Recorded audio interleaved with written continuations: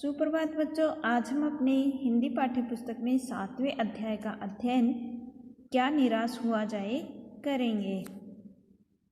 क्या निराश हुआ जाए अध्ययन में लेखक ने बताया कि आज की जो वर्तमान स्थिति है उसमें लोगों के दोषों को ही उजागर किया जाता है, उनके गुणों की पहचान नहीं की जाती, जबकि हमें उनके गुणों को पहचान करके उनके दोषों को दूर करने का प्रयास करना चाहिए। अब लेखक अपने जीवन की घटना बता रहे हैं कि एक बार रेलवे स्टेशन पर उन्होंने टिकट लेते हुए 10 रुपये की जगह 100 रुपये का नोट दे दिया था, लेकिन टिकट बाबू थोड़ी ही देर बाद में सेकंड क्लास के डिब्बे में व्यक्तियों के चेहरे देखते हुए उनके सामने आकर के खड़े हुए और कहा कि गलती से आपने मुझे 10 रुपये की जगह 100 रुपये का नोट दे दिया था और मैंने भी आपसे ले लिया था, यह आपके 90 रुपये वापस लो। यह देख करके लेखक चकित रह जाते हैं, आश्चर्यचकित रह जाते हैं। अब आगे कह रहे हैं कि कैसे कहूँ कि दुनिया से सच्चाई और ईमानदारी लुप्त हो गई, कि मैं कैसे कह सकता हूँ कि दुनिया से अभी सच्चाई और ईमानदारी पूरी तरह से लुप्त हो गई है। वैसी अनेक अवांछित घटनाएं भी हुई हैं, परंतु यह एक घटना ठगी और वंचना की अनेक घटनाओं से अधिक शक्तिशाली है। कि वर्तमान में अनेक घटनाएं होती रहती हैं ठगी की, डकैती की, लेकिन यह जो घटना थी वह इन घटनाओं से अधिक बलशाली थी। एक बार मैं बस में यात्रा कर रहा था, मेरे साथ मेरी पत्नी और 3 बच्चे भी थे। लेखक यहाँ पर कह रहे हैं कि एक बार मैं बस में यात्रा कर रहा था, उस समय मेरी पत्नी और मेरे बच्चे भी साथ में ही थे। बस में कुछ खराबी थी, रुक रुक कर चलती थी। गंतव्य से कई 8 किलोमीटर पहले ही एक निर्जन सुनसान स्थान में बस ने जवाब दे दिया, अर्थात बस खराब हो गई।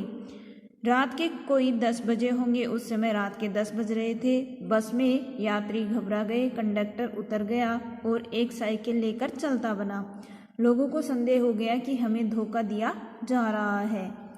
बस में बैठे लोगों ने तरह तरह की बातें शुरू कर दी। किसी ने कहा कि यह डकैती होती है, 2 दिन पहले ही इसी तरह एक बस को लूटा गया था, परिवार सहित अकेला मैं ही था। बच्चे पानी पानी चिल्ला रहे थे, पानी का कहीं ठिकाना न था, ऊपर से आदमियों का डर भी समा गया था। यहाँ पर लेखक कह रहे हैं कि यात्रा के समय जो बस खराब हुई उसमें मेरा ही परिवार था और मेरे जो बच्चे थे वो पानी पानी के लिए चिल्ला रहे थे। लोग अनेक डरावनी बातें कर रहे थे कि इस तरह से पहले भी बस को लूटा गया है और अनेक तरह की बातें लोगों में व्याप्त थी। कंडक्टर साइकिल लेकर के चला गया था। कुछ नौजवानों ने ड्राइवर को पकड़कर मारने पीटने का हिसाब बनाया। ड्राइवर के चेहरे पर हवाइयाँ उड़ने लगी और बस में सवार कुछ नौजवान थे, वह ड्राइवर को पीटने के लिए उतारू हो गए। लोगों ने उसे पकड़ लिया। वह बड़े कातर ढंग से मेरी ओर देखने लगा और बोला, हम लोग बस का कोई उपाय कर रहे हैं, बचाइए, ये लोग मारेंगे। डर तो मेरे मन में था, पर उसकी कातर मुद्रा देख करके मैंने यात्रियों को समझाया कि मारना ठीक नहीं है, परंतु यात्री इतने घबरा गए कि मेरी बात सुनने को तैयार ही नहीं हुए। कहने लगे, इसकी बातों में मत आइए, धोखा दे रहा है, कंडक्टर को पहले ही डाकुओं के यहाँ भेज दिया है। अर्थात लेखक यहाँ पर कह रहे हैं कि जब मैं बस में यात्रा कर रहा था, वह रुक रुक कर चल रही थी। अचानक बस रुक गई, कंडक्टर साइकिल लेकर के कहीं चला गया। यह देख करके जो बस में नौजवान थे वो बस ड्राइवर को पीटने के लिए सोचने लगे और ड्राइवर बहुत घबरा गया। लोगों ने उसे पकड़ लिया, लेकिन दीनता भरी नज़रों से लेखक की ओर देखने लगा। वह बोला कि कंडक्टर बस का इंतजाम कर रहे हैं। उसने लेखक से बचाने का आग्रह किया। अब डर तो लेखक के मन में भी था, इसीलिए उसने लोगों को समझाने का प्रयास किया, लेकिन जो बस में सवार यात्री थे वह इतने घबराए हुए थे कि लेखक के अनुरोध पर भी उन्होंने ध्यान नहीं दिया, लेखक की बातों पर भी उन्होंने ध्यान नहीं दिया। और लोग कह रहे थे कि ये जो ड्राइवर है यह डकैतों से मिला हुआ है, वह डरने का ढोंग ही कर रहा है, उसने पहले ही कंडक्टर को कहीं भेज दिया है। मैं भी बहुत भयभीत था, पर ड्राइवर को इस किसी तरह मारपीट से बचाया। 1.5-2 घंटे बीत गए। मेरे बच्चे भोजन और पानी के लिए व्याकुल थे। मेरी और पत्नी की हालत बुरी थी। लोगों ने ड्राइवर को मारा तो नहीं, पर उसे बस से उतारकर एक जगह घेर कर रखा। कोई भी दुर्घटना होती तो पहले ड्राइवर को समाप्त कर देना उन्हें उचित जान पड़ा। मेरे गिड़गिड़ाने का कोई विशेष असर नहीं पड़ा। इसी समय क्या देखता हूँ कि एक खाली बस चली आ रही है और उस पर हमारा बस कंडक्टर भी बैठा हुआ है। उसने आते ही कहा, अड्डे से नई बस लाया हूँ, इस बस पर बैठिए। वह बस चलाने लायक नहीं है। फिर मेरे पास एक लोटे में पानी और थोड़ा दूध लेकर आया और बोला, पंडित जी, बच्चों का रोना मुझसे देखा नहीं गया।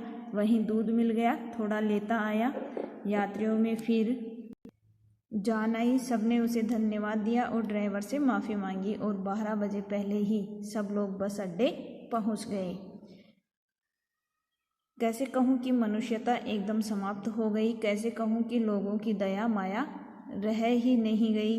जीवन में जीत जाने कितनी ऐसी घटनाएं हुई हैं जिन्हें भूल नहीं सकता। यहाँ पर लेखक कह रहे हैं कि जब बस ड्राइवर को लोगों ने घेर करके रखा, थोड़ी देर बाद में देखते हैं कि जो कंडक्टर गया था वह नई बस लेकर के आया है और वहाँ पर थोड़ा सा दूध मिल रहा था, तो वह बच्चों के लिए दूध और पानी की व्यवस्था भी करके लाया है। तो लेखक कह रहे हैं कि मैं ऐसे कैसे कह सकता हूँ कि ऐसी जीवन में अनेक घटनाएं होती हैं जिनसे हमें ज्ञात होता है कि हाँ, अभी भी कहीं ना कहीं मनुष्यता तो दिखाई देती है। ठगा भी गया हूँ। अब लेखक कह रहे हैं कि ऐसा नहीं है कि मेरे साथ धोखा नहीं हुआ, मैं ठगा भी गया हूँ, धोखा भी खाया है, परंतु बहुत कम स्थलों पर विश्वासघात नाम की चीज़ मिलती है। लेकिन हमें बहुत ही कम जगह पर हमारे साथ ऐसा विश्वासघात होता है। केवल उन्हीं बातों का हिसाब रखो जिनमें धोखा खाया है, तो जीवन को कष्टकर हो जाएगा। और अगर हम उन्हीं बातों पर विश्वास रखेंगे कि नहीं, हमें यहाँ से धोखा मिला है, तो हमारा जीवन और भी दुश्वार हो जाएगा। परंतु ऐसी घटनाएं भी बहुत कम नहीं हैं जो लोगों को अकारण सहायता की है, निराश मन को ढांढस दिया है और हिम्मत बंधाई है। कविवर रविंद्रनाथ ठाकुर ने अपने प्रार्थना गीत में भगवान से प्रार्थना की थी कि संसार में केवल नुकसान ही उठाना पड़े, धोखा ही खाना पड़े, पर अवसरों पर भी हे प्रभु मुझे ऐसी शक्ति दो कि मैं तुम्हारे ऊपर संदेह न करूं। अर्थात यहाँ पर लेखक कह रहे हैं कि जो प्रसिद्ध कवि रविंद्रनाथ ठाकुर हैं, उन्होंने अपने एक प्रार्थना गीत में ईश्वर से प्रार्थना की है कि यदि वो अपने जीवन में सदा हानि ही क्यों न सहनी पड़े, धोखा ही क्यों न खाना पड़े, लेकिन ऐसे अवसरों पर ईश्वर उन्हें ऐसी शक्ति प्रदान करता रहे कि ईश्वर के न्याय में विश्वास बना रहे, उनका सामर्थ्य रहे, ईश्वर पर तनिक भी संदेह न हो। यदि मनुष्य उसे हानि पहुंचा रहा है तो वह उसका सामना कर सके। मनुष्य की बनाई विधियां गलत नतीजे तक पहुंच रही हैं तो इन्हें बदलना होगा। वस्तुतः आए दिन इन्हें बदला ही जा रहा है, लेकिन अब भी आशा की ज्योति बुझी नहीं है। महान भारतवर्ष को पाने की संभावना बनी हुई है और बनी रहेगी। मेरा मन निराश होने की जरूरत नहीं है। अर्थात यहाँ पर लेखक कह रहे हैं कि जो मनुष्य है उसने अपनी बुद्धिमानी से बदलना होगा। बुद्धिमानी से इन जो गलत जो कार्य हो रहे हैं समाज में उन्हें बदलना होगा और बदले भी जा रहे हैं। फिर भी जो देशवासियों के परिवर्तन की आशा नहीं छोड़नी चाहिए। फिर भी हमारे जो देशवासी हैं इन्हें और हमें हमारे समाज में परिवर्तन की आशा नहीं छोड़नी चाहिए। भारत के प्राचीन गौरव को फिर से स्थापित करने में लोगों का विश्वास बना हुआ है और आगे भी उनकी आशा की ये जो किरण है वह इसी प्रकार से प्रज्वलित होती रहे। लेखक को अब इस संभावना में पूरा विश्वास है कि लेखक अपने मन को आश्वासन दे रहा है कि वह निराश न हो। अर्थात हमारे जो देश का स्वरूप है वह फिर से वही प्राचीन स्वरूप प्राप्त करेगा। इसीलिए कि हे मन, जो देश की वर्तमान स्थिति है उसे देख करके तुम निराश मत हो। एक दिन वापस हमारे देश में प्राचीन स्वरूप का विकास होगा। धन्यवाद।